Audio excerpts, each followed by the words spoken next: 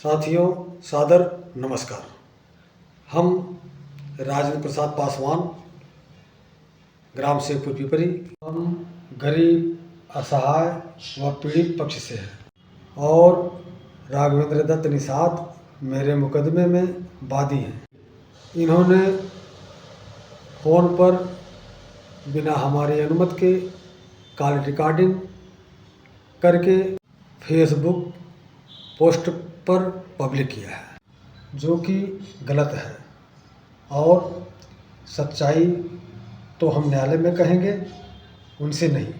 राघवेंद्र दत्त निषाद ने मुझे 4 चक्का गाड़ी से में दबंगई से बैठाकर तहसील फूलपुर में सुलह का दबाव बनाने लगे और मौका पाकर हम वहाँ से भाग निकले। राघवेंद्र दत्त निषाद ने अपने वीडियो में जिन लोगों का नाम लिया है वह सिर्फ अपने राजनीतिक लाभ के लिए लिया गया है, जबकि हमारे मुकदमे में दूर दूर तक इन लोगों से कोई लेना देना नहीं है। फ़ोन पर हमने जो कुछ भी कहा है वह अपनी सुरक्षा के लिए कहा है। मामला न्यायालय में है, सही गलत का फैसला कोर्ट से होगा और कानून पर हमें भरोसा है। इन्होंने जो गांव घर में बहन बेटियों के साथ किया है वह उनके घर में हुआ होता तो ये क्या करते। अभी भी अपने रिश्तेदार के बदौलत हमको मारने पीटने की धमकी आदि दे रहे हैं। सही गलत की लड़ाई में नीचे स्क्रीन पर जो वीडियो चल रही है इनकी वास्तविक छवि को सत्य प्रदर्शित कर रही है। बाकी आप सब लोग खुद समझदार हैं। धन्यवाद।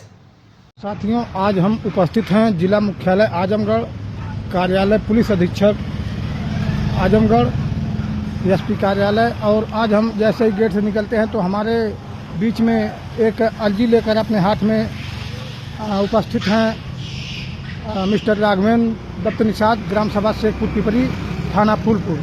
आज आप रविवार के दिन माननीय एसपी साहब के कार्यालय आए थे, तो क्या आपकी कोई समस्याएं हैं? क्या हमारी बहुत समस्या है। हम बहुत त्रस्त हो गए थे। हम लगभग आत्महत्या के कगार पे पहुंच चुके हैं, क्योंकि हमारे और हमारे बेटे के ऊपर SC/ST प्लस पॉक्सो एक्ट या अन्य धाराओं में मुकदमा दर्ज कर दिया। मौके पर तो एसपी साहब नहीं मिले, लेकिन एडिशनल एसपी चिराग जैन से मेरी बात हुई है और इस संबंध में उन्होंने मुझे आश्वासन दिया है कि जो भी होगा वो बात करेंगे सीओ साहब से और कोतवाल साहब से। लेकिन फिलहाल मैं काफ़ी डरा सहमा हूँ, क्योंकि कुछ दबंग प्रवृत्ति के व्यक्ति जो कि पैसे से धनवान और जात से बलवान है, उन लोगों की वजह से मुझे लग रहा है कि मेरी हत्या भी हो सकती है, क्योंकि 3-4 बार मेरे ऊपर हमला भी हो चुका है। मैं और मेरी पत्नी के भाई जो कि एडिशनल एसपी अम्बेडकर नगर हैं, श्यामदेव बिंद, मैं उनकी बहन का पति, उनका बहनोई हूँ। इसलिए कोई भी मामला होता है तो ये कहते हैं कि ये अपने साले से फोन करवा दिया, और 4-5 साल से ऐसी समस्याएँ चल रही हैं मेरे साथ। और गांव में प्रचार किया जाता है कोई भी मामला हो, इसकी वजह से पुलिस में भी मुझे सम्मान नहीं मिलता। पुलिस वाले भी मुझसे नफरत करते हैं। कुछ पुलिस वाले मुझसे कहते हैं कि कोई मुकदमा दर्ज होता है, कोई कहता है वही करवा दिया, ये करवा दिया। आज मुझे झेलना पड़ रहा है कि मैं समझ रहा हूँ मेरा रिश्तेदार अगर एडिशनल एसपी ना होता तो मैं शांति से अपना जीवन जी सकता।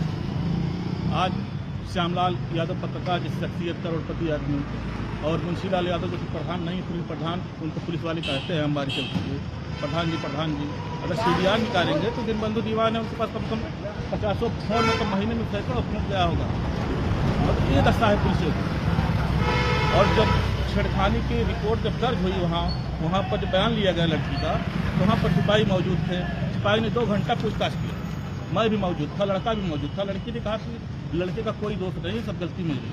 हमें एक ऑडियो सुनने को मिली थी जिसमें जो लड़की का पिता है राजेंद्र पासवान जी, तो उस ऑडियो में आपकी भी वार्ता है और उस ऑडियो से खुद लड़की का बाप कह रहा है कि हम फर्जी तरीके से फंसा रहे हैं, इस पे आप क्या कह रहे हैं? देखिए, मैं किसी का मतलब किसी की लड़की को बदनाम नहीं करना चाहता, लेकिन फिर भी वो गरीब आदमी है, उनको बहला फुसला कर उनकी लड़की को थाने चौकी और न्यायालय कोर्ट यहाँ पर पुलिस लाइन डिप्टी साहब के यहाँ पेश किया जा रहा है। ये बहुत ही गलत बात है, क्योंकि इसमें जो लोग लगे हैं उनके साथ भी तो ऐसा होता होगा, लेकिन अपनी बच्चियों को लेकर नहीं आए कभी। गरीब समझकर उसकी बच्ची को लालच दिए, पैसा उससे डिमांड की गई 4 लाख रुपए की, और ये शर्त रखी गई कि एक व्यक्ति का मामला हुआ था, उसमें सुलह कराओ तब उसको सुलह करेंगे, ठीक है। तो इस समय मैं दहशत के माहौल में हूँ, मेरी कभी भी हत्या हो सकती है, मुझे सुरक्षा की ज़रूरत है। अगर सुरक्षा नहीं मिली और मुझे लग रहा है पुलिस वाले रात या विराट कभी भी मुझे गिरफ्तार करके जेल भेज सकते हैं षड्यंत्र के तहत। तो क्या इसलिए मैंने चिराग जैन साहब से बात की है, उनको अपना एप्लीकेशन दिया है मैंने। कल मैं एसपी साहब से मिलूँगा, क्योंकि आज मुझे एहसास हुआ कि एडिशनल एसपी का रिश्तेदार होना भी गुनाह है। तो क्या आपको ऐसा लगता है कि यह जो वीडियो है इसको ज़्यादा से ज़्यादा लोग देखें, शेयर करें, और एक सामान्य व्यक्ति के साथ प्रभावशाली लोग किस तरह से जाति द्वेष रखते हुए या चुनावी रंजिश के तहत उनकी जान लेने पे आमादा हैं? क्या आप चाहेंगे कि इसको ज़्यादा से ज़्यादा लोग सपोर्ट करें? समाज के लोगों को कहूँगा कृपया जातिवाद ना करें और अच्छी सरकार चुने, ताकि हमारी बात की सुनवाई हर जगह हो सके। ऐसा नहीं है कि आज मेरा कहीं संबंध में फ़ोन करवा के अपना किसी गरीब का पेट ऊपर में FIR करवा दूंगा या कुछ करवा दूंगा, ऐसा कोई मामला नहीं है। लेकिन मैं वहीं शब्बीर अहमद भी हैं, जिनके पास लाइसेंसी असलाह है, मुंशीलाल यादव हैं और श्यामलाल यादव, जो उनके पास था पैसा है, पैसे का दुरुपयोग करने से क्या फ़ायदा है? किसी की बेटी के नाजायज़ फ़ायदा उठाने से क्या फ़ायदा उनको मिल रहा है? सबका सम्मान होता है। गंगा प्रसाद यादव होमगार्ड है, बताइए ये लोग क्या कर रहे हैं? दीनबंधु दीवान है, और हमारे मतलब गांव में इतना मतलब छिछी लेकर मचवा दिए कि ये मतलब मैंने ही जैसे छेड़खानी किया। बताइए मैं इस विषय पे क्या कहूँ? मुझे तो लग रहा है कि मैं कुछ बोल नहीं सकता, कोई सब। यह मामला पूरी तरह से उच्च अधिकारियों के संज्ञान में है और आपके पास इसकी रिकॉर्डिंग है, ऑडियो क्लिप है, फोटोज हैं, सारी चीज़ें हैं।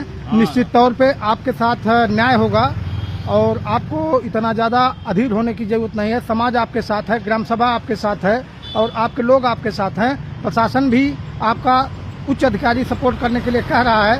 देखिए, जो राजेंद्र जी हैं काफ़ी अच्छे आदमी हैं, हमारे मतलब भाई साहब के मित्र भी हैं, लेकिन उनको इतना बहलाया फुसलाया गया, कल तहसील से वो वापस चले गए। सबको लगता है उनके बेटे को इसको फांसी की सजा या इनकाउंटर हो जाएगा, ये ऐसा लगता है। तो उनसे बात हुई, उन्होंने कहा कि मैं फर्जी मुकदमा लिखवा रहा हूँ, नहीं तो अधिकारी लोग मेरा मुकदमा नहीं। ये ऑडियो जो वायरल हो रहा है उसी का वायरल जी। और ये ऑडियो मैंने सुनाया अभी, CO साहब सुनाया, उस पर प्लस चौकी इंचार्ज अम्बाई रघुवंश द्विवेदी जी भी सुने हैं, और मैंने एसओ साहब को भेजा है। अच्छा, एसओ साहब, चौकी इंचार्ज और दरोगा जी को यह ऑडियो जी है, एसओ साहब या ऑडियो सुनने के बाद भी आपके ऊपर मुकदमा दर्ज किया गया? जी, मुकदमा दर्ज किया, राजनीतिक दबाव में, पैसे में या कैसे दर्ज किया गया है। और मुझे लग रहा है कि मुझे असलहा में, गांजा में या हेरोइन में किसी भी तरीके से फंसा कर पुलिस वाले या तो मेरा इनकाउंटर करेंगे या तो फिर मुझे मेरी हत्या मेरे गांव के लोग ही कर देंगे। इसलिए मुझे सुरक्षा की सख्त ज़रूरत है। इसके लिए मैं अपील करूँगा, वीडियो को ज़्यादा शेयर करें आप लोग, ताकि मेरी सुरक्षा की व्यवस्था हो सके। धन्यवाद। मैं राघवेंद्र दत्त निषाद, ग्राम से चौधरी।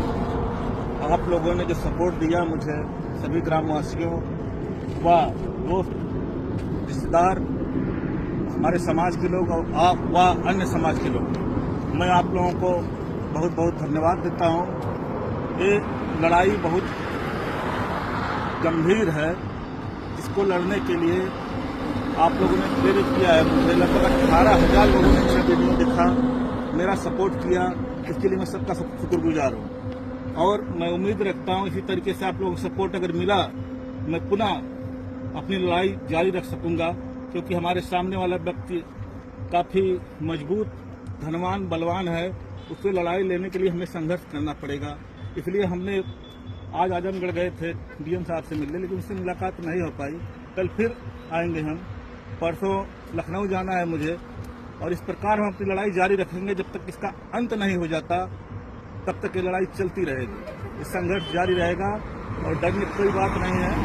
आप लोगों का सपोर्ट अगर इसी प्रकार से मिला तो हमारा डर जो है वो अंदर से खत्म हो जाएगा, क्योंकि व्यक्ति को एक ही बार मरना है।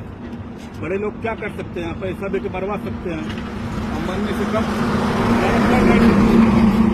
सिर्फ मार सकते हैं, मारने ज़्यादा कर नहीं सकते, और मरने से कम मुझे पसंद नहीं है।